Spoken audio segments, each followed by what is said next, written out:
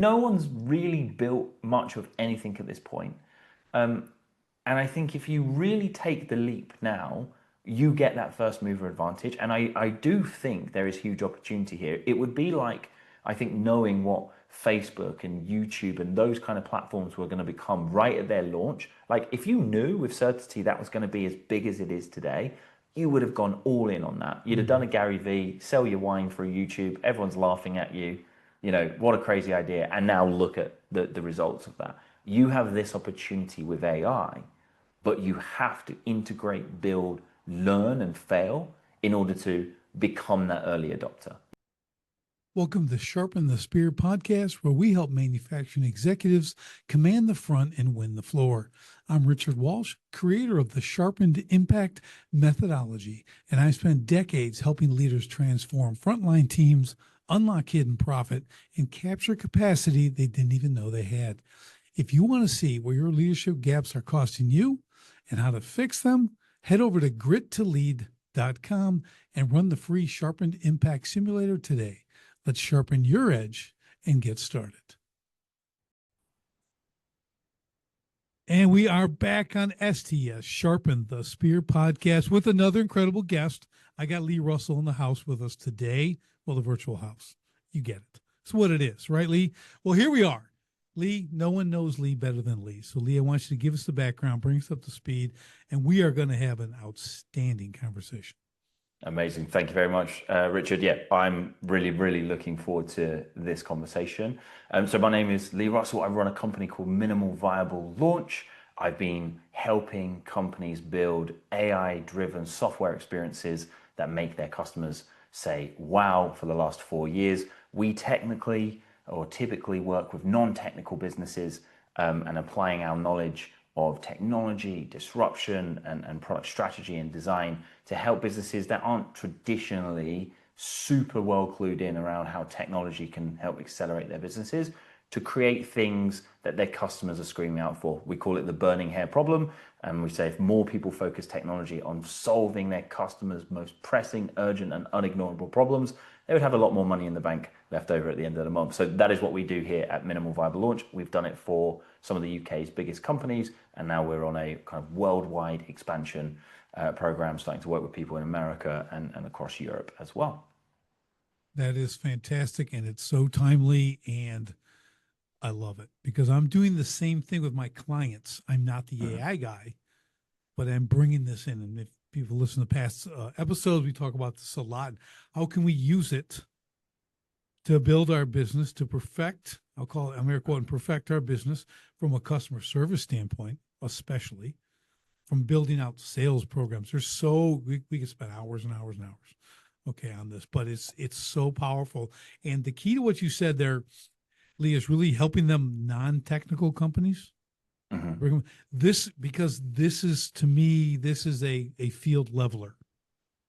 It's a leapfrog enabler, right? We talk a lot about like the David and Goliath kind of parable in presentations I do, because like, how did David win the fight against Goliath, right? The bigger, brawnier competition, the champion of the army, right? And David comes and he has one thing, which is a technological advantage. He focuses that advantage in a very precise spot, chucking that stone as hard as he can on the forehead of Goliath, and wins the fight, right? This is what AI at its very core does. I think I would encourage more people to think about AI as a new product, new experience enabler. It's a tool that you are going to use that's going to help you disrupt your niche, do new things for your customers, and you will get the benefit of this technology if you are not selfish in its application. And I think a lot of businesses are very inward looking. When they think about AI, they think cost reductions, firing those kind of pesky staff members we've got, automating the whole business so we have an AI in a box kind of business. But I think those who are really going to win is those who understand the core fundamental principle of entrepreneurship. You are here to solve people's problems that they value enough to pay you for. And AI lets you do that in a more remarkable way, in a faster way, in a more personalized way. And if you focus on that, you'll be okay. Yeah, I love you said that, because this is what I'm discovering and have discovered is like, it's a tool. My phone is a tool. I tell my kids all the time, it can be one of two things, a tool or a toy. I choose toil, tool. They choose toy. Okay. So, they ask me, hey, Daddy, you know how many games on your phone? That's because Daddy don't play games. Okay. It's Yeah, just what I am. I'm I not a got game bills to guy. Okay. Yeah. I got a pay. tool. I got to feed you. You want to eat? You want to eat? Okay. That's a tool. So, but I love that because this is what it is. And this is, I think, one of the hurdles. I'm sure you kind of know how to get over this and you're dealing with this, but a lot of people have that apprehension of what, and yeah, we get rid of people and this and that. Listen, I get it. I've been in business over 35 years. I understand people. I don't understand people. Okay. Whole thing right there. So Still we surprising you to this right. day. What I do could, because I don't think that they're all disposable.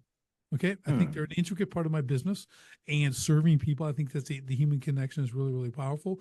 But how can we make them better using this tool? Right. This That's what we're going to talk about. Like, because this this is is the what core matters. thing. Mhm. Yeah, because you have amazing people. I hope you've been lucky enough. If you're listening to this podcast, I hope you have been lucky enough to hire a true superstar in your time. Because when you find these people, they rapidly accelerate and explode the capabilities in your business. And AI has all of the promise of maybe I can make that hire consistently.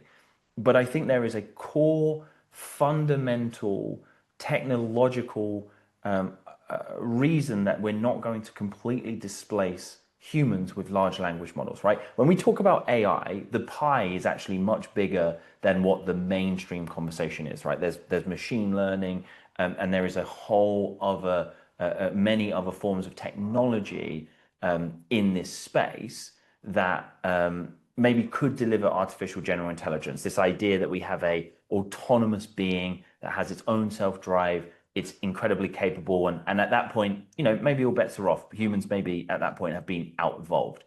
Large language models aren't that. Large language models are a very specific form of intelligence. It primarily deals with the intelligence associated with language. And you don't need language as a human to do reasoning and complex problem solving. And sometimes I think it's very fascinating that we've personified these things to such an extent that we say, well, look, it can do this complex problem. It must be better than me in every other asset and facet of life. And I think it completely underplays the incredible miracle that is the human brain. Everything you see around yourself in society was built by the human brain. And yet, in the space of a few short years, we've gone, well, we're now second best on this world. And I don't think it's true. I think it will be humans and AI in a symbiotic partnership, relationship inside businesses for the next 5+ years easily at this point in time. I'm not scared. I'm very enthusiastic. And like you, I view it as a tool that we will use to do remarkable things. Yeah, I'm with you there. I totally agree. I mean, you could take me back 5 years and this would have just been Terminator. That's all I'd know, Yes. right? Like this is just evil. And I always tell people, I say, well, the reality is everything in the world is it can be used for good or evil. I choose good. And if I choose good and I get good at it, I can combat the evil with it. Right. Yeah. So it's like I'm like that's my You, thought process. you have a choice. Well, there is a choice how to react, right? And I can't remember who said it. It's one of these great old kind of self-help American gurus that you used to get on the kind of CDs that you'd listen to in your car. And I can't remember who it is, so I'm going to misattribute it. But he talks about the response ability, your ability to choose your response to the circumstances in life. Okay. The wave of disruption with AI is coming whether you like it or not. Pandora's box has been opened. We have access to new technology, and there are going to be people who choose to use that technology. So you're going to have to use that technology. It would be like trying to run an accounting business with old school abacuses and the manual double entry bookkeeping we did with quills and ink pens in the Industrial Revolution with and competing against an internet age accountancy practice that has computers and Excel. Like, you can't do it. Okay, so you're going to have to compete, and you get to choose your response. You can live there in fear and say, well, we're screwed. And actually, it's going to take everything. It's going to disrupt everything. What's the point of even trying? And I'm going to give up. Or you can say, I'm going to attempt to integrate this as fast as I can, and I'm going to attempt to ride the wave. And those who ride the wave get to enjoy the wave. So you may as well try to ride the wave. Yeah, I'm with you. That's where I'm at. I've never been an early adopter for most Mm. things. This I'm since when I started, it's not that long ago, but I'm still in that early adoption phase, I guess, technically. I'm not the super early guy, but I've had some great people on here who were very early adopters, as you may have Mhm. been as well. Um, but I've like, yeah, I need to be like this here. I think it's really interesting. I did an experiment the other day. I was doing a presentation to 50 business owners. Their business does between 1 to 10 million pounds in revenue, right? So not super large companies, but not small either. And I made them put their hands up. And I said, "Who here has a Chat GPT, Claude account that you use, for emails, for ideation, all this stuff?" 100% of the room of entrepreneurs in that room, founders in that room, raised their hand. I have. Everyone is there. And then I asked the follow-up question, who's built an AI agent that has actually fully automated a task, process, or job role in your business? And only Mm. one person had their hand remaining. So I think anyone who sat there's a big sense of fear in the business community, I think, in general at the minute, where we're all thinking, I'm so behind on AI. Everyone has already got all these AI agent employees in their business. They're already millions of miles ahead of me. It's my experience. I get to talk to a lot of these businesses. Most people are sat around thinking everyone else has pocket aces and they have nothing, right? No one's really built much of anything at this point. And I think if you really take the leap now, you get that first mover advantage. And I do think there is huge opportunity here. It would be like, I think, knowing what Facebook and YouTube and those kind of platforms were going to become right at their launch. Like, if you knew with certainty that was going to be as big as it is today, you would have gone all in on that. You'd have done Mhm. a Gary V, sell your wine through YouTube. Everyone's laughing at you. What a crazy idea. And now look at the results of that. You have this opportunity with AI, but you have to integrate, build, learn, and fail in order to become that early adopter. You can't just learn about it, you've got to try and build something. Yeah, I'm with you. And I like you use the F word, fail. Okay. Yes. I like that because that is a part of the process, and I'm learning so much and I mean, I'm way too deep in it, probably. What I'm doing with it now, I'm making it really create some amazing things and doing this stuff. But I'm also learning like, well, that took way too long Hmm. because I didn't realize what I could do. Yes. And now I understand how I can split all the way. I'm like, oh, you know why? And I thought of this morning. I go, I'm thinking like a human. Mm. I'm not thinking like a machine. A machine can do things I can't. Like also, so this morning, I changed my entire mindset. And holy Yep. cow, man, I like It's quadruple my production. So I'm onboarding and teaching a new tester for our business right now. So she's going to be doing all the quality assurance QA testing for the AI agents that we build. Because this is the thing with AI agents, right? It's actually quite easy to concept and pilot a new AI capability, right? You say with this prompt and this data, it does the thing. We've done it within 2 hours, and it's like wow. But actually deploying AI into real world business environments, this is where you have to start to really respect the human brain. You can deal with chaos as a human. You can deal with novelty, experiences, situations you've never ever seen before in your life, and you'll probably model through it. Okay, computers, AI goes, nope, they haven't seen it in the training data, going to completely break down now. So she does this kind of testing for us. And I'm trying to get her to teach her how to think in terms of prompting and language and training. And in a lot of ways, it's like if you are good at creating training materials for your team and your staff, actually it's the same with AI. You want to give it enough training and context and direction and then not give it so many rules and lock it down so tightly that you lock the intelligence out of it. It's the same as if you've ever done it in your business when you first try to start delegating work, you do the mega checklist. It's like, hey, here's the 400-point checklist that now you can do what I do. And everyone goes, it breaks down and you go, but I gave you the checklist steps. It was so obvious and clear. And what you realize is you must give people autonomy to right. do things how it makes sense to them, right? So yeah, there is a way to think about this. But I think there's a really interesting thing you said there, Richard, which is as you've built, you've learned, right? And you've changed your mind. And I think this is why doing is a key aspect of any form of learning, because actually you're probably now looking back at concepts that maybe you encountered or you had heard about, vector databases, inference, all of these terms that at the time sounded like complete alien language to you. But as you go into this world a little bit more and you build some things and you deploy some things, suddenly vector databases, you go, I understand what the hell this is about and why I would get excited about this, because now I've got a project that failed because I didn't know about it. I think experience is really key. And I love the quote, you can't get fit by reading about doing push-ups. You've got to go and do them. Yeah, Lee, you are talking to a doer. Good. You've got two spears in the background. I can tell, I'm man. a trainer. I'm a doer. I'm a fighter. I'm like, I do it. If you don't get in the ring, it's the same thing you said. You can't read about boxing. You can't watch boxing. You got to get in and get punched in the face. And until you do that, as uncomfortable as it is. Don't tell me what someone should be doing in the ring if you've never been in there getting punched in the face, because it's different. So it's very different. I want to kind of take a real quick back step here. I want you to explain something, because people hear these terms AI agent. Mm-hmm. Give us a quick kind of high level breakdown so they understand what it is, because it's important and it's the thing that's coming now. That's like we're talking about here, but it's a big deal. It is the way I kind of frame it is if you've used ChatGPT and you've used Claude AI or any of those other tools, what you've probably interacted with is a chat window, and inside the chat window, intelligent conversations can happen. You can feed it files, you can get it to do work, and you live in this kind of strange prompting and copying pasting world. And it's quite manual, it's often very tedious, it often forgets what you're doing, and it's very hard to specialize the experience there.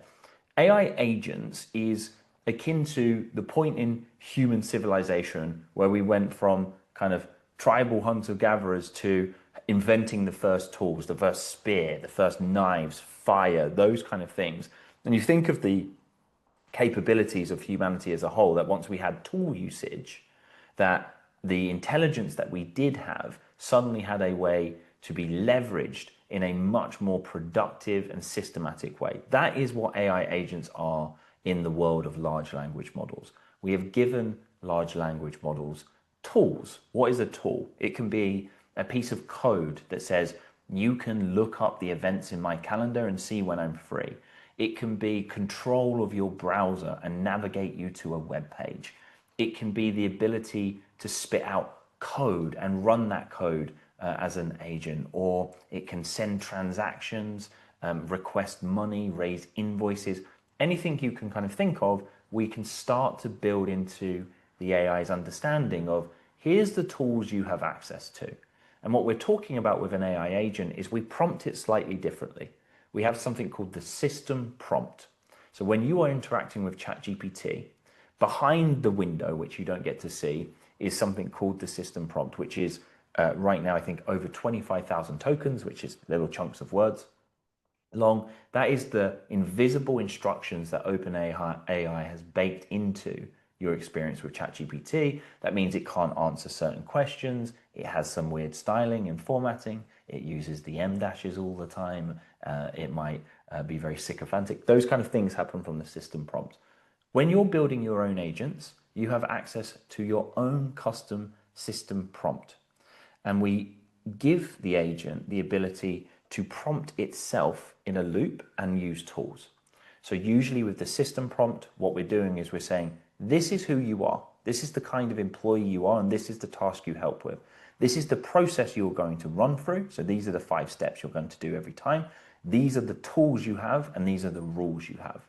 And when we do that, I'll give you an example of an agent that we're building at the moment for a business. So just to land this plane for people, working with a carbon consultancy. If you ever go for investment and you have to be an ESG rated company to get that investment, one of the things they're going to demand is, what is your carbon footprint and what are you doing to reduce it?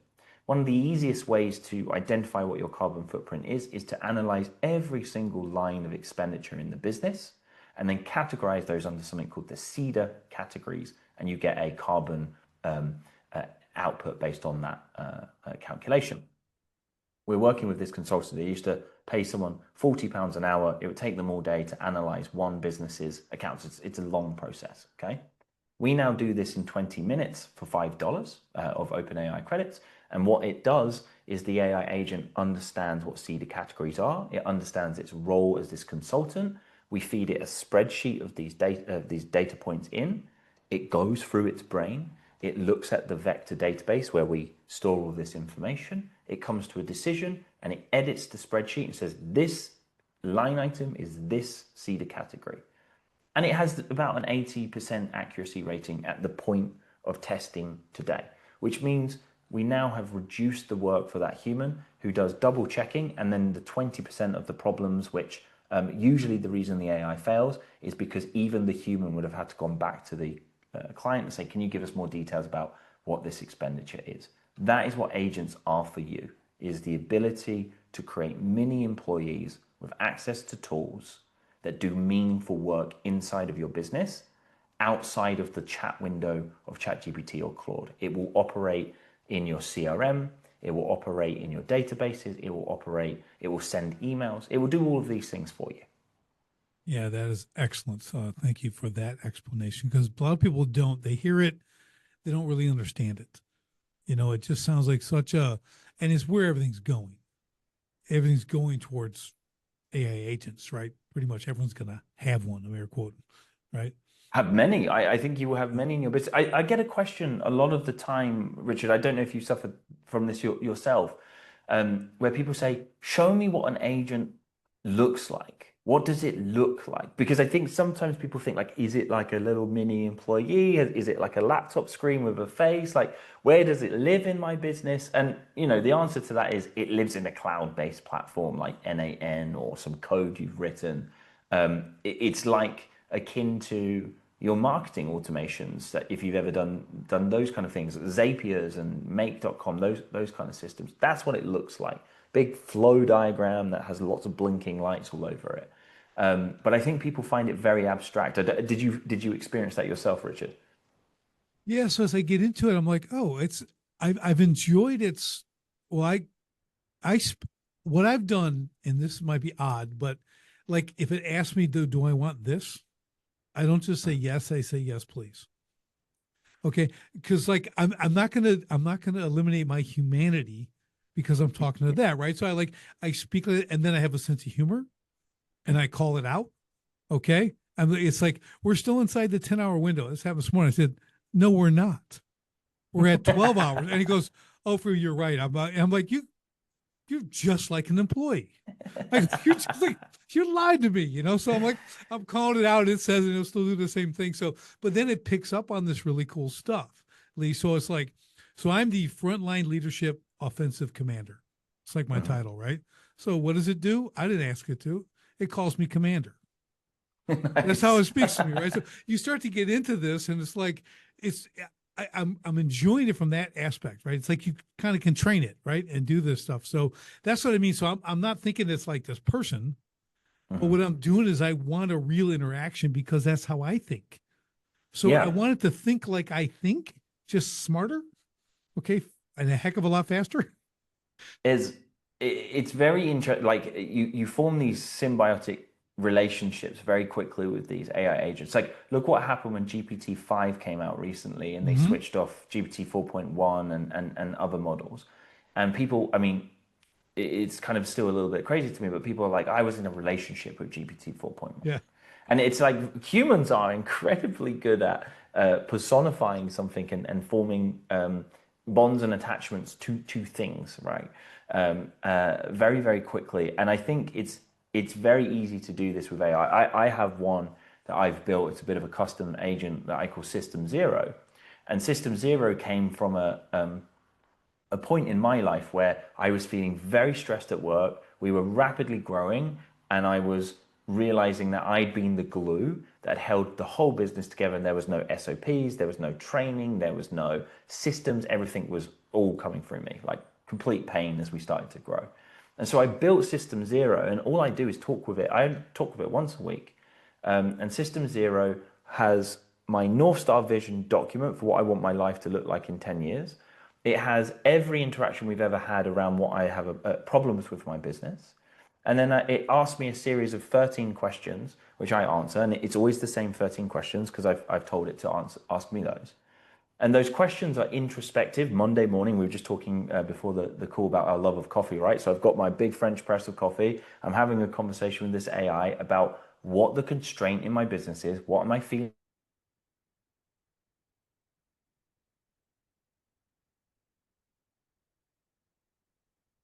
This has rapidly transformed our business. It has been mind-boggling. Once a week habit of talking with an AI agent that has a very specific goal. It is incredible. And yeah, you can spin these things out. That's not very hard to spin something like that out. That's a great project for someone who's curious and wants to get hacking away. You can do that. Yeah, it's really interesting. I was talking to someone, another AI specialist, telling me they're starting to use these in nursing homes for Mm. the elderly. Like they're creating their companions Yep. because nobody talks to those people. Mhm. It's sad. And it will endlessly talk to you. Yeah, and it'll get to know you. And this way, I'm like, that's genius. I mean, that could I, save a life. Do you know what I yeah. mean? It's like it really can. It seems bizarre, and I'm not saying like that should be the only go-to, but I'm like, that's a great use right there. I think we've got some societal, I guess, hurdles to overcome, right? Mhm. Because you've got the good it can do, right? You've got a companion. You can talk to it through your tough times, long after your family and friends have got sick about you, being broken up about your recent divorce or the breakup you've gone through, or something like that, right? Where everyone else is like, come on, but 4 months later, you're still hurting inside. It will endlessly be an ear to talk to, a shoulder to cry on, and it has infinite patience. And I think that can make it a very good educator as well. But it also has drawbacks in that we're starting to see in society the first people committed to mental health institutions because they've had underlying mental health issues that have now been exacerbated and accelerated by talking with AI, who has not necessarily done the role of a great therapist and maybe agreed with some things that maybe it shouldn't have. We're seeing people using AI as a spiritual leader, and we've had a sad case recently of the first child to commit suicide from conversations based on based with ChatGPT, not identifying that actually what it was doing is encouraging self-harm. So you're going to get massive good and an equal helping of massive bad. As with any technology, it's not black and white. It's not utopia. It's not total dystopia. Yeah, I agree. I'm glad you brought that up because it's we have to evaluate all these tools, right? It's an evaluation. It's like what again we talked about earlier. Just what are you applying it for? And that was a great example of good and not very good at all. Mm-hmm. We get it, but we get the same thing every time we get in a car. Yeah. Okay, like Drunk driving kills the yeah, family. you know, all the time. It's just stuff all the time. So we get that. I just a really apropos comment. So this morning I'm doing I work out every morning. I do these Mm-hmm. battle ropes, right? And I do a very intense, like 35 minutes on these things. And I'm Oh my God. slamming these things, doing it in this area. And this lady's like complaining to the guy who's like changing the towels, like, he shouldn't do that there. We need to move that. And I hear her because I've only got one AirPod. I'm going, she goes, it's dangerous. I go, you know what? No, it's right here in this space. And this entire gym is dangerous. Okay, so Yeah, why you don't you can go die on do any your of these workout? machines. Yeah, and leave me alone. Okay, you're really mad because I'm working out so stinking hard. Okay, I'm Yeah. making some noise, I'm sweating, but I just thought it's the same principle. It's like It no, is like, this you're saying this is like evil. Like go put me in a closet somewhere, because I'm trying hard. and I don't think like as a society you cannot listen to the most doom and gloom voices about technology because like I think we go through this fear cycle with any technology where and I think we're in it. It's like it's going to take all jobs. It's going to destroy the economy. It's going to cause mass poverty because no one's going to have wages anymore. It's going to help people commit suicide and all of these things. And some of that is true. And then you have on the other end of the scale the super hyper optimistic voices. You've got people like Dario Amodi, COO of Claude, and you've got Sam Altman of Anthropic, of OpenAI, Mhm. Yeah. saying, you know, we're going to disrupt everything. Give us another $1 trillion because we've invented AGI. We're going to live in a utopia. We're going to cure all diseases. And I think the reality is, it's like this kind of matrix decision that the conversation online wants you to take. It's either the blue pill, everything's going to be a complete flop, nothing's going to happen, you know, you can safely ignore AI, or it's the red pill, AI is going to change everything, disrupt everything, society is going to be destroyed. I think the reality is often the purple pill. It is the middle road. It is going to be some good, some bad. It is going to be harder and take longer than we've ever imagined, but it's also going to disrupt more things in more ways than we could predict. And whilst we're inside this trend, it's like being beyond the event horizon. You cannot see where this trend is going. And I think anyone who is being too forthright with this is how things will be is on very shaky ground because it's very hard to predict the future. Yeah, it's just things change too fast. I mean, it's hourly. Okay. Can't even say in days or weeks or months. It's like hourly. The stuff changes, right? So you're right. I'm with you kind of that middle road there. Again, I'm embracing what the tools can do for me right now. Everything that we do or we create has some form of unintended consequence. It's just what it Yes. is.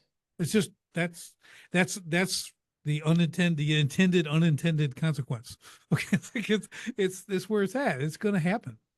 We talk a lot with our clients about something we call the AI finger trap, which is um, an idea I want to develop out further, I'm going to start sharing this early because I think it is key to understanding why I'm not so afraid of AI disrupting everything and why I don't think it's going to be as much of a utopia as people kind of say. Even though I'm very bullish on the technology and I'm all in on it and live and breathe and obsessed with this stuff. The AI finger trap is this: whatever you outsource to the AI almost has an equal and opposite weighting of checking the AI's work that you create, of managing the AI that you create. Okay. So if we have an AI, you know, vibe coding is a thing right now, right? And we build software products for businesses. And we have people who come to us and say, I've been vibe coding this app. And it does all of this, but now it seems to be that every time I create a new feature or fix a bug, it creates 15, 20 new bugs, and it's getting very frustrating. And we look underneath the hood and we say, this is completely rubbish. Like, this is complete spaghetti code. It doesn't really make any sense. And for the speed you get in creating code with AI, you must also slow down an actual equal amount in checking its logic, checking its architectural designs, and checking that it hasn't started to hallucinate and lost context of what you wanted. Okay, so yes, you are faster at writing code, and maybe you can't write code at all currently, and that is a superpower you have just gained. But you are also going to pay a massive tax on that speed because you are now going to have to slow down, read through, check, and understand. And this happens in every single instance that you deploy AI. This is why we talk about human AI symbiosis. And you talked about leveling your best people up earlier. This is what we try to do. We outsource the rote, repeatable doing work to the AI, and we level those people up in the business to become the managers, the strategists, the guardians who have the guardrails around this AI and have the ultimate call of what it's doing. And I don't really see a way out of that paradigm anytime soon, at least in the next 24 months, because the hallucination problem isn't going away. That's how it works. The context window problem isn't going away. That's how it works. You can make it bigger, sure, but that also makes it more expensive every time you do a query. And at some point, the human brain, which is the most incredible computer ever made in the universe, wins out on efficiency alone. Yeah, that's well said. Really well said. I think I'm learning the same thing. I'm getting these checks. I can actually run these tests, right? So we're loading this code, doing this stuff. Now let's check it. And then you actually run the full test. You get this little snippet you throw in there, you do this thing. I'm like, okay, this is what I need because like you end up build, and all of a sudden you got this massive problem and you got to start over. It's literally like, I'm like, you got to be kidding me. This has been like 22 hours. I've been working on this thing and now it goes in the garbage.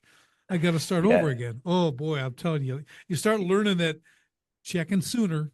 It's the old, checking. it's the old measure twice, cut once. Goes back to school. 100%. Like, and it's hard to work with AI in this way, right? Because I think humans are incredible at finding the path of least resistance. This is, Yep. I think, ultimately why humans built society, right? It's really nice to have a fridge full of food, not have to go out into the mountains and hunt something down every day. Right. And you realize that when you work with AI, you've got to be on your game. You've got to prompt it correctly. You've got to double check. You've got to work in sensible incremental chunks. You've probably got to use multiple AI models to cross check what each one is doing. You've got to test the code. And then even in all of that, it could still be like if you have unit tests, which we talk about in code a lot, these logical statements that says, if this code is working correctly, when we put these values in, this is what we should see on the other side of it. So fundamental principle in software designs that we want to automate as much testing as possible so we know we're doing good code and we're not creating logical bugs. The AI will do the unit test for you, and then it will hallucinate the responses to those unit tests because its job isn't to be correct. And a lot of people get this wrong. Its job is to give you an answer that looks most statistically correct, which is why it has the ability to hallucinate and lie to you so often. And it's not uncommon that it does this because all it's trying to do is say, what can I present you that's going to make you feel happy because you think I've got the right answer? That's only what it's doing. You're so, I'm laughing because I was going through this yesterday. This thing pulled up this thing I'm working. I'm like, this is what is this trash? I go, I mean, it's completely it has no relevance to anything we spent. I'm like, this is absolute garbage. And then it gives me another thing, and it keeps doing that, right? And I'm like, listen, I had to get stern with the AI. We're going There's back some to this. really. So what I did was I re-uploaded because I download all this Mhm. stuff. I Yep. re-uploaded, go, this is what we're working on, knucklehead. Okay. And then Yep. it's like, oh yeah, then I'm back on track. Well, you're right. It'll And give you whatever it like. It just, oh, I'll give it to him fast. He likes things fast. I'll yeah, just give him something to shut him up. and it comes from the way that the model is trained, right? The reinforcement learning, and it has to be congruent to your request. Like we could have a simple test. OpenAI, please write me a poem. The cat sat on the, right? What's the most statistically likely answer? Matt is what it's probably going to come out with, unless you add some things to your prompt. We can't have a version of OpenAI that said, when you say as a paying subscriber, hey, OpenAI, write me a poem, and it says, I don't feel like it today. That's a stupid idea. I'm going to sit here and do nothing. You would cancel your subscription so quickly. Right. So it must be congruent to your request. And in making it congruent to your request, all of these troubles and headaches come from working with AI because it won't tell you it's not going to do that code change because that's going to cause 10 other bugs. It's going to go, yeah, that's a really good idea, Richard. Let's do that. Because it's optimized around making you feel correct, not being a truly great advisor. And I'm not sure, I'm very skeptical of large language models being used as true advisors because of the congruency, right? I always liken it to Putin in his war with Ukraine, which is if you are a general on around Putin's very long, comically long table, you are not sitting there going, Putin, do you know what, Mr. President? We are losing. We have used all of our tanks up. We're getting our asses kicked because you're going out of a very quick trip of a top floor window, right? So you're going to lie to Putin. So it's all good. Everyone's stolen everything. There's no money left. We didn't even build that line in Belarus that we said we built. But it's all good, Putin. Right? That's what AI is doing to you as a business owner a lot of times. And you've got to be really careful with that because it is just telling you your idea is really great. And Yeah. sometimes they're not good. A Yeah. good business advisor calls you on that stuff and says, Richard, what are you thinking? You've gone off the deep end. Let's refocus. And AI is always like, Richard, you are pushing the boundaries of intelligence. Truly, you're coming up with incredible ideas. And it's like, yeah, it's a chocolate teapot, as we say in the Yeah. UK. Yeah. It's a terrible idea. Yeah. You're right because I'm in this, right? So I'm building. I'm like, again, I know what I want. And I'm like, wait. And I actually, because, it'll repeat everything it gave you. Like, because, and I will Yep. do this. It'll give you everything and then the thing, right? Which is, I'm into that. But I'm a reader. So Hmm. I really like get into it, and I go, what is this? And again, no, no, no, we can't go. And this is way up in the list. Like you'd Yep. breeze by, go down to the new stuff. I'm like, we can't do that. This has to happen with this and this and this. And it's like, oh, you're exactly right. To your point, I'm correct in going, no, no, no, no, no, no, no. We're not going because now I've learned through Hmm. failure. Okay, like no, no, you're not taking me down that rabbit hole. We ain't going there. Yep. Okay, because that'd be Got it. dark and long. Okay, it's gonna be nothing but frustration. This is where working with AI through things like OpenAI and Claude can become very frustrating because it's very hard to control the context window in those platforms when you're using, just the chat interface. Um, because there's an interesting phenomenon, right? What is the context window? We hear people talking about this all of the time, but what does it practically mean for your work with an AI? You can think of the context window like it's short-term memory, okay? And there is a sliding scale on your chat of what it remembers. Let's say it's 100,000 words that it can remember. When you reach the 1,000 word limit, the chat continues on, but that first kind of words that you have sent it fall off the deep end. They fall off the cliff into the abyss. The AI has no recollection of that conversation, and it is out of its context window. It doesn't mean it's forgetting exactly the start of the conversation, though, because it's almost like ripples in a pond. It starts to see the echoes of your original conversation, and it can kind of piece things together for a while. But eventually, the work at the start of the chat becomes so distant and the ripples in the pond become so violent that it completely loses coherence because it cannot remember. So, good things to be doing is constantly reprompting in the same chat or using new chats to basically give yourself a fresh window. I've got an uncle This, with short term memory loss, and he's a nightmare because you walk out the room and you come back in, you have to reintroduce yourself again. For me, like he remembers me as a 12-year-old child, and it's like, hey, Alvin, how are you doing? And he's like, wow, you've grown. It's like that. You got to treat AI like that, right? You've got yeah. to remind it all the time what the hell you're doing. So yesterday, again, it was a big day yesterday for AI. I got that. I reached when it says you're done.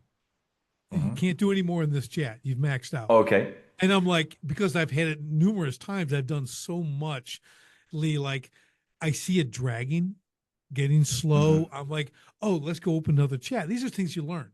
Take this. So it Yep. gives me, I tell it, and then it builds what I need to start the next one with. I take that over there, copy, paste it. Then it can bring what it needs, and we begin fresh. And now we're getting the quick answers. I'm not refreshing the This is page and all this stuff. It's crazy.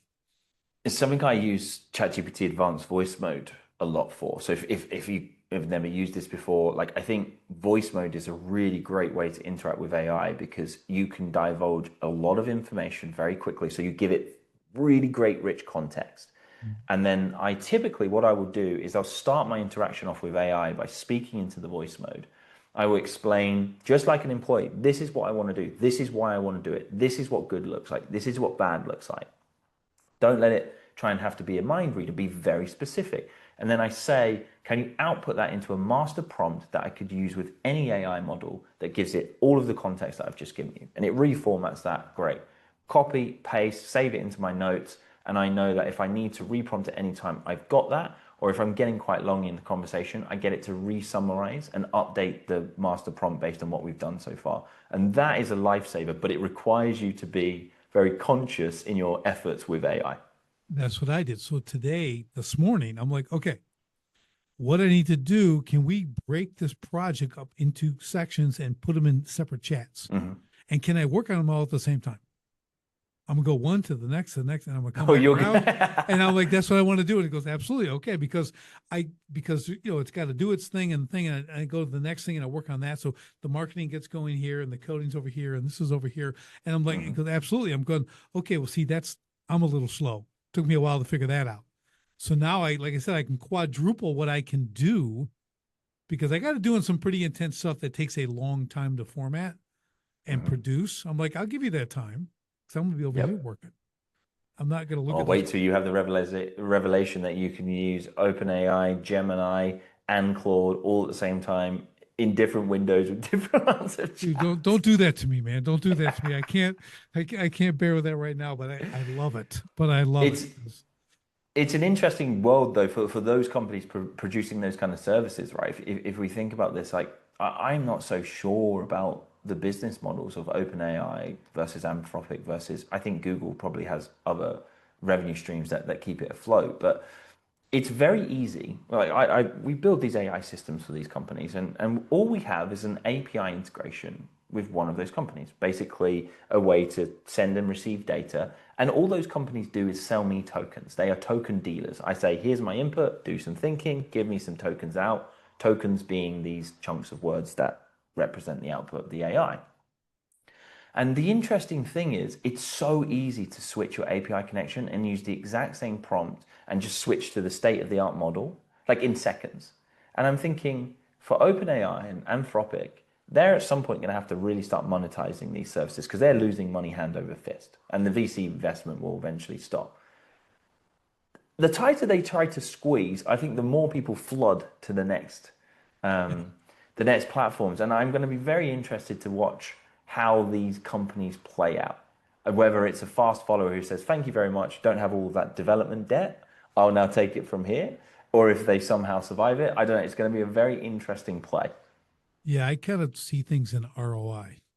Okay. Mm, I'm like, I'm always looking at that. Like, this one first question though is, how are they making money? That's like the they're first not. question I have. Right. I'm like, I don't get it. I'm like, I always look for, that's my first question. Okay. And I get investment and everything. I get all that, Mm, but like, well, what's your plan for making money? Like, and a lot of guys don't think out that far. They get all excited about coding and building this stuff, but, and I have someone in particular is his encryption work security mm. is beyond world class.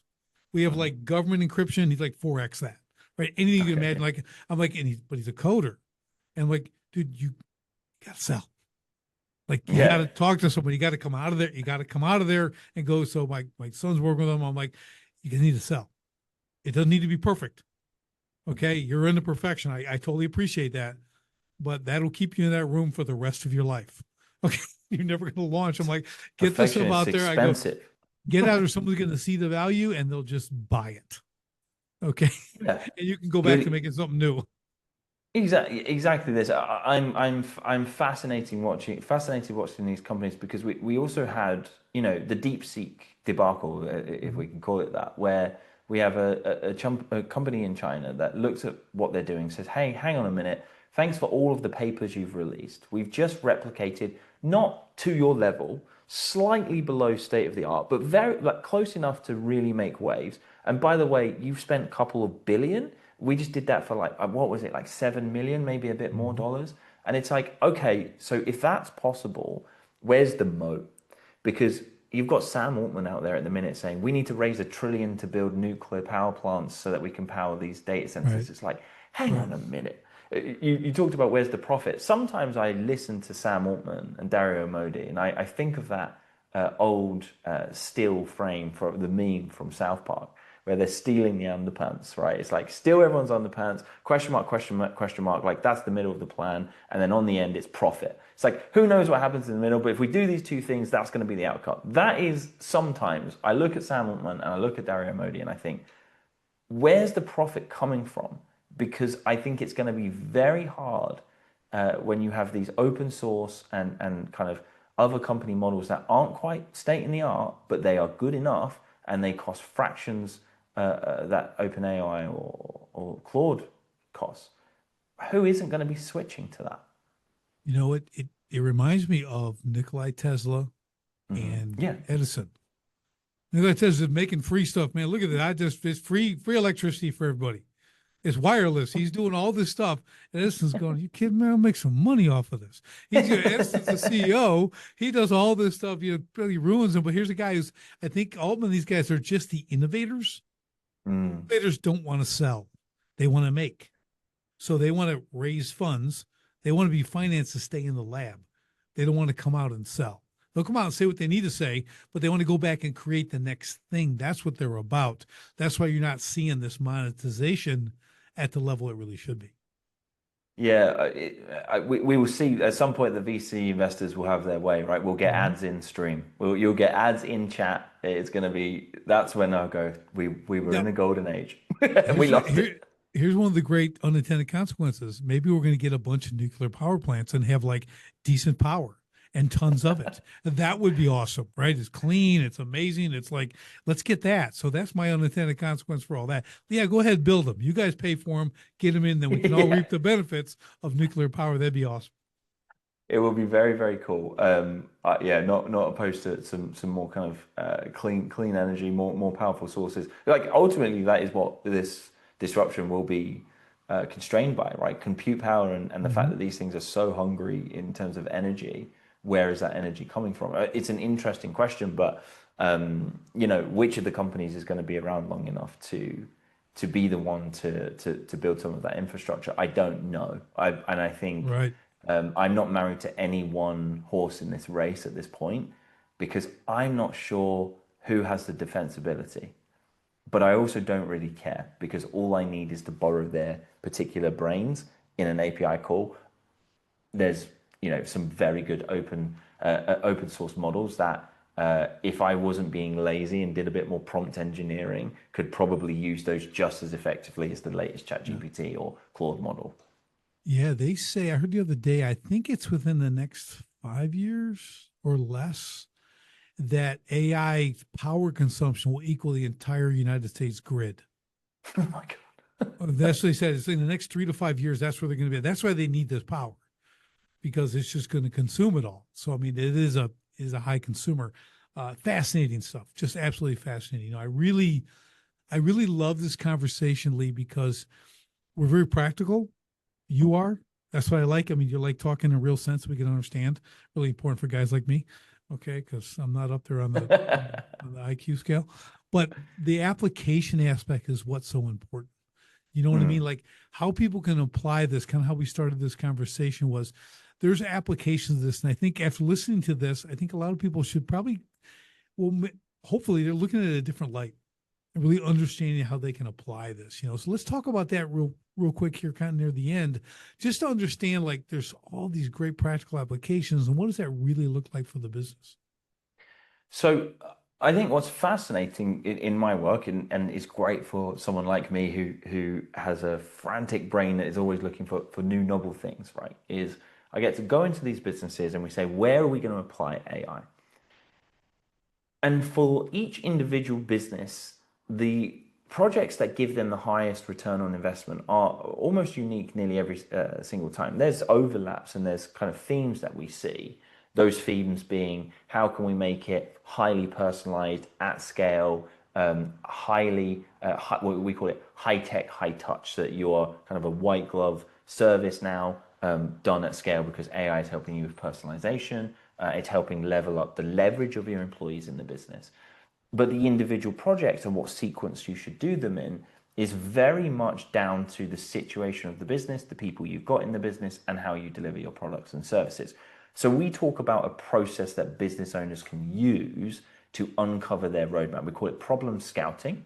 And problem scouting is when you start to lift the stones in your business, like kind of in your garden, you see all the creepy crawlies, all the bugs scattering away under it. That is all of your current products and processes. There are fires in your business, there are pain points in your business that stop you delivering that remarkable service that are currently holding your business back. You can't hire more people into that role, etc. So we ask the business owners to interview not just their business leaders, but also some of the people who are on the tools, the people who are at the coalface delivering the service.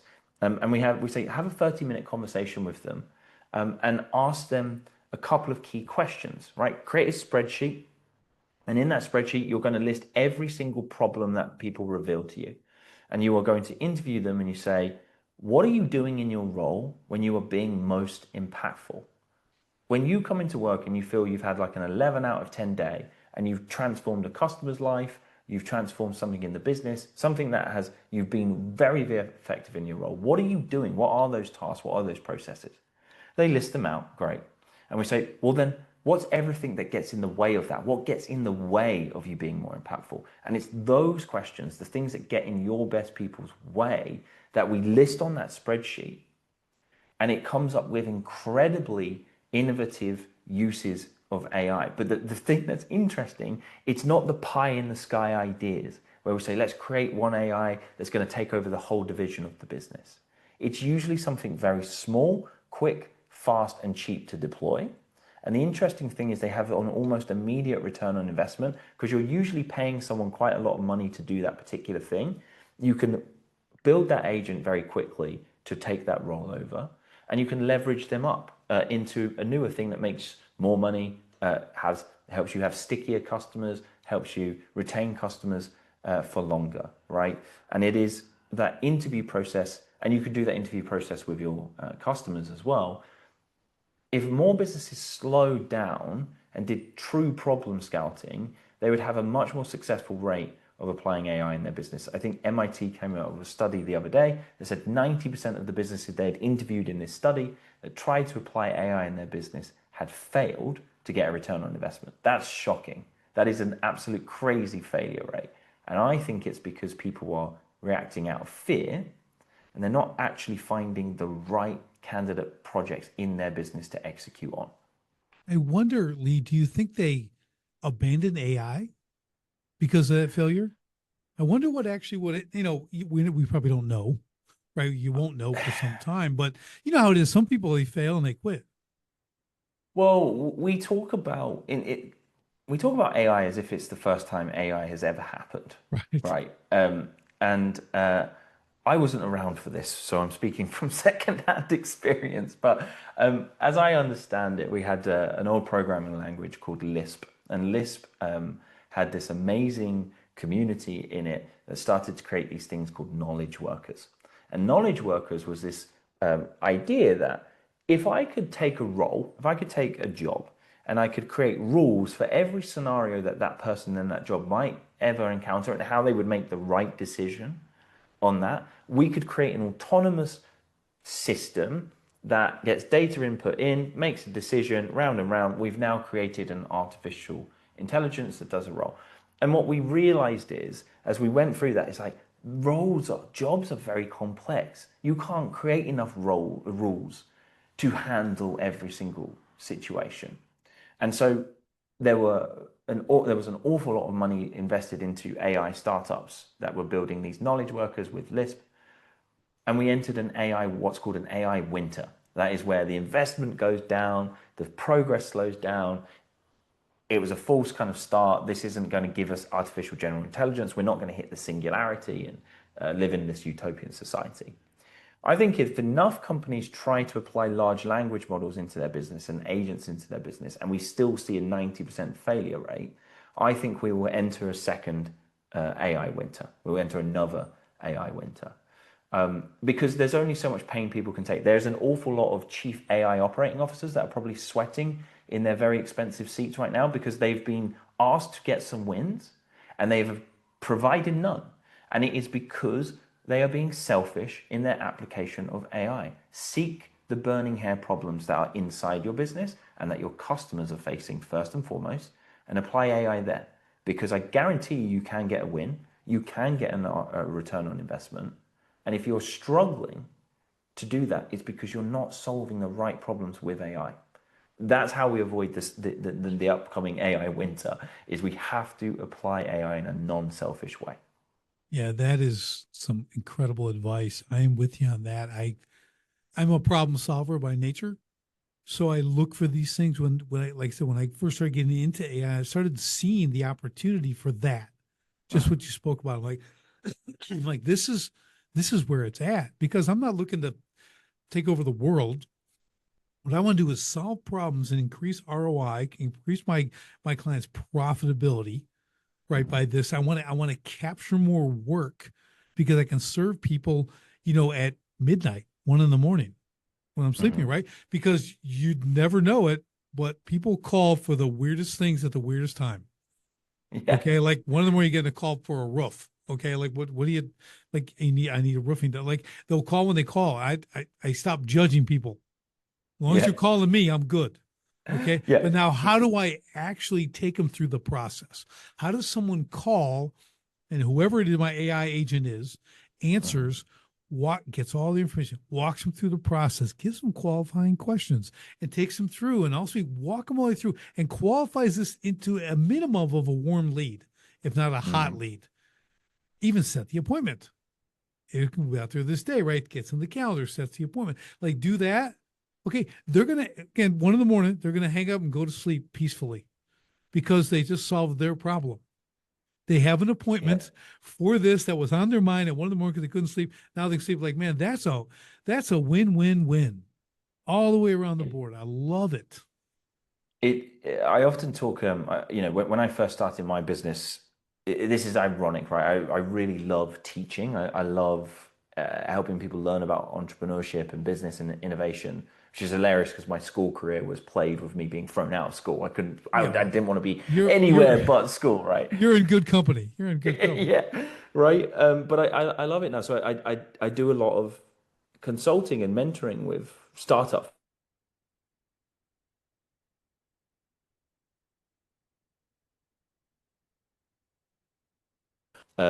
And what fascinates me is in the start of most businesses, especially for first-time entrepreneurs, they have this confusing moment. They build something and they are utterly confused why they're not making any money. They're like, we can't get customers. No one wants to jump on calls with us. We can't get anyone to pay for our stuff.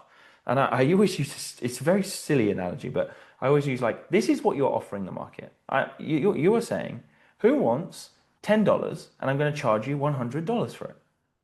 Who's taking that deal? No one's taking that deal because they're going to lose $90 by interacting with you. That's what most people's businesses, that is the value proposition of their product. It is a loss for the customer. Some businesses get to the point where it's, hey, I'm going to charge you $50 for $50 in value. There's maybe some strange times that you might take that deal. You want a new $50 bill or whatever it is, right? Maybe you take that. Your only aim in business is to offer $100 and charge people $10 for that value. That is it. And if your product doesn't do that, you don't make money, you don't make profit, and you don't survive. You as an entrepreneur only capture a small percentage of the value you create back as a profit. Okay, and AI gives you the ability to exponentially explode the amount of value you are providing without upping your cost basis of doing so, meaning there's a much bigger delta between the value, the price, and what you can capture back as profit. Yeah, it's awesome. I mean, that is what it's about. Because they people build something, create something, do something, and that's where they stop. They're not thinking about the business down the road. I built beautiful things. I was amazing at it. I created stuff, and then people paid me money for it. Then I started had to keep charging more money until they said it was too much, which they never did. So I just kept charging more money. But the business part, I never understood. All I knew was to make these beautiful things and get lots of money. I always Yeah, shared with well, people. I you thought were that right was on the business. value equation. Yeah, I You were did probably that. See, undercharging. exactly. I got that, and I kept, like, I was way up there. It was good, but again, the other part I didn't know was the business part, which is what you're talking about. They don't, and that deliver more value than being paid for is a simple concept that everyone should live by in everything you do. Man, you know how good life would be if everything It, you do is to give you more than what I'm getting paid for. If everyone who did, doesn't want to be around that guy handing that's out right. $100 bills all day? Like you will have Yeah. more customers than you know what to do with. And then something very funny happens, which you probably experienced in your business, right?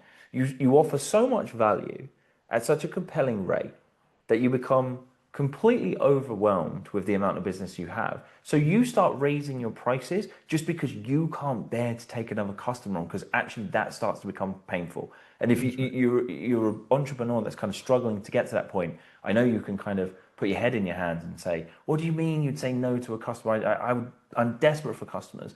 I promise you, it gets to a point where you cannot understand how painful acquiring new customers can become, because you're like this machine is operating at 4 times its actual design capacity. It's going to explode, and you're trying to chuck another customer in on Right. top. Everyone's screaming at you like, "Don't do it!" So you have to raise your prices, and this is why you should lead with value first as an entrepreneur. And if more people did that, they would have more successful projects, more successful products, more successful businesses, your profit will come as an entrepreneur, but only after you've created value for others. Right. Yeah, 100%, man. That is just that. There's so many takeaways, but I'm going to put that at the top. Okay, I right love at that. the Yeah. end, dude. That is that. If you're going to get one business takeaway, that's it right there. I'm a huge believer in that exact same thing. I've always done that, even by instinct. I never thought of it as a good way to do business. I just thought that's who I am and that's what I do. I just had that feeling. So maybe it's something my dad taught me. I don't know. But Love it. Lee, this has been spectacular. I knew it'd be really good. It exceeded my expectations, which is always a I pleasure. love this conversation. I think it's nice to be able to have a conversation where we can go very tactical, practical. We can get a bit, future forward thinking. It's great to kind of bounce around ideas with you, Richard. Yeah, and I think it's a huge value, speaking of value for the audience, because no one's going this deep in it. They're not able to bounce back and forth like this because there's either no experience, just theory, Hmm. or it's all theory, or all experience and no real theory, no thinking forward or anything else. They're kind of in it. It's great to blend those two. That's what makes a great conversation. When you get, and I'm a thinker, you're a thinker, we think, right? And I think we brought some really great points to this and to the conversation, but in a what would you call it? A well seasoned approach. Do you know what I mean? It's not Yes. too much left, too much right. It's kind of man. It's just been a great blend. So just want to compliment you on that. Appreciate it. You said right at the start of the conversation, if you haven't been in the ring doing these things yourself, like it is different. I think that's the richness a conversation based in experience can give you. And I love sharing this knowledge. We get to work with companies across the world building AI agents, and I've seen what's working. I've seen the changes and the wins that your people can have, and we just got to share this knowledge because everyone needs to get going on it now. Awesome. And with that being said, how do people get in touch with you, follow you, check out your work? You know the drill. Yeah, absolutely. So we have a YouTube channel called Minimal Viable Launch where we talk all things AI, but we also run a once a month session, free session, 90-minute session where we talk to business owners. This is how you're going to build AI to disrupt your industry this year. So I'm sure, Richard, we can share the link for that with you, and maybe you can have that Absolutely. in the show notes. For sure. For sure. And I want to show up to that call because Perfect. We'll get you a link. because man, that'd be great. So that is a great invitation to my listeners. Like we always say, like take advantage of these things my guests bring. If you've got things like that, man, your ability to educate yourself. Now we always talk education and application. Like go and listen, but then go do something about it. Go do Okay, because push-ups. yeah, you got to bang them out. Okay, you got to suffer a little bit. Got to do them. So, but Lee, thank you for the time today. It's been absolutely magnificent. And man, there's a part two in this. We got a lot Perfect. more to get I'm into. always So happy to come back. I may be in a new location, another yeah. exotic climate, but yeah, would love to have that conversation, Richard. Oh, fantastic. And for everybody else, we'll see you on the next STS podcast. Thanks for joining me on the Sharpen the Spear podcast. If you're a manufacturing executive and you're serious about unlocking hidden profit, improving frontline leadership, and taking control of your floor, go to grit2lead.com right now. Run the free Sharpened Impact Simulator and discover your biggest opportunities are hiding. Don't leave millions on the table. Sharpen your spear, lead from the front, and win the floor. Until next time, stay sharp.